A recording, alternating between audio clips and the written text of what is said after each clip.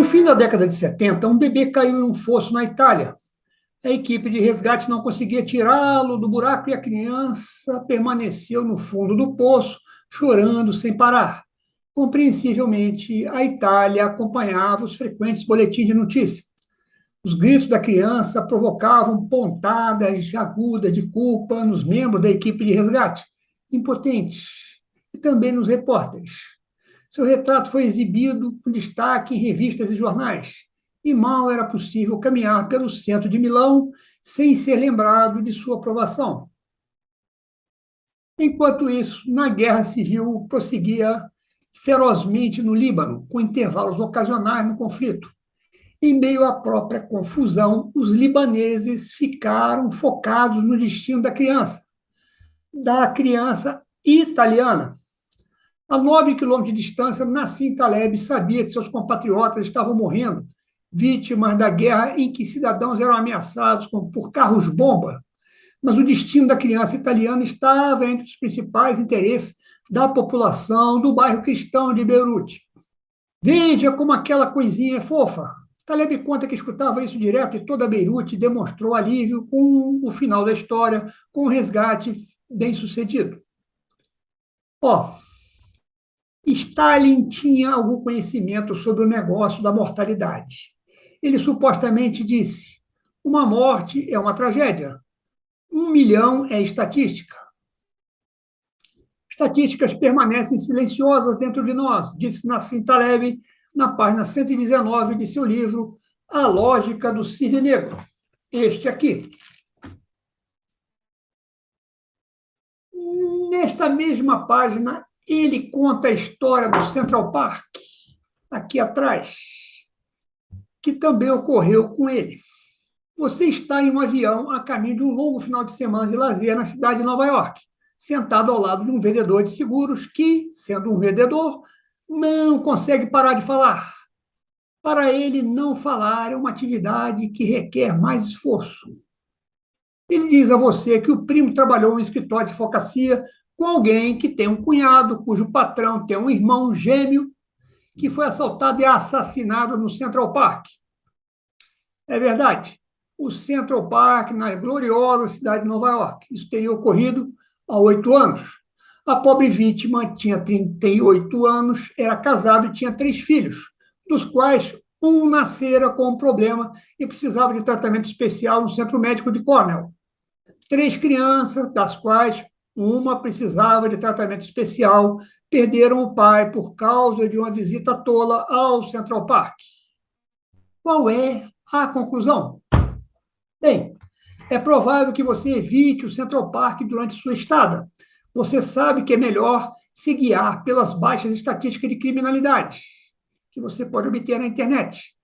Mas, ao invés de pautar sua conduta pela racionalidade, você pauta pelo que ouviu de um vendedor com incontinência verbal. Você não consegue evitar. Durante algum tempo, o nome Central Park evocará a imagem daquele pobre homem assassinado que não merecia tal destino, que ficou caído na grama poluída. Será preciso muita informação estatística para anular a sua hesitação, diz Nassim Taleb. Agora, veja bem, sabe o que tem em comum o resgate do bebê italiano com a história do vendedor falante? A incapacidade para alguns ou a dificuldade para outros do ser humano evitar viajar na maionese. Você sabe que seus compatriotas estão morrendo perto de você, mas foca a sua atenção em uma criança a quase 3.000 quilômetros de distância. Você sabe o risco de assassinato não é alto o suficiente para justificar a decisão de não visitar o Central Park. Mas, se você o fizer, não vai conseguir evitar de andar por lá sobressaltado. Não existe nenhum remédio que cure resfriado.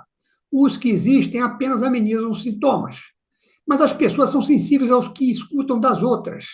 Tome isso e ficará bom rápido. A pessoa toma e fica boa. Na verdade, a cura foi proporcionada pelo remédio mais eficaz de todos, o tempo. O tempo cura tudo. Todavia, o tempo é algo que ninguém consegue ver, não pode tocar Nem mesmo a pessoa consegue definir o que é o tempo.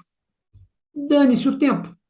O ser humano prefere acreditar em algo tangível que ele vê, toca e ingere. No Brasil, morrem 120 mil pessoas todos os meses. Destas, cerca de 10% morrem jovens entre 15 e 40 anos, coisa de 12 mil casos. Destes 12 mil casos, um pouco menos de 10% morrem por causas desconhecidas, coisa de 1.000 casos por mês.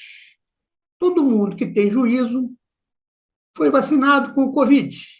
Assim, o disseminador de notícias falsas dispõe de até 1.000 casos de jovens mortos todos os meses de causas desconhecidas.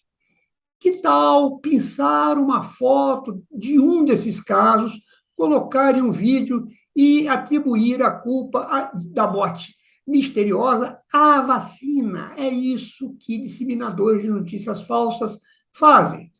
Tem um monte de gente que faz isso, inclusive médicos, como o médico italiano arrependido, o Pentito, cuja história eu contei aqui em 3 vídeos. É só você procurar. Onde é que eu quero chegar? O ser humano existe há 200, 300 mil anos. E 99,9% deste tempo, o ser humano obtinha informação como? De outro ser humano. Não havia outra forma. Assim sendo, ele se tornou sensível a vídeos que recebe pelo WhatsApp, onde tem um ser humano comunicando algo.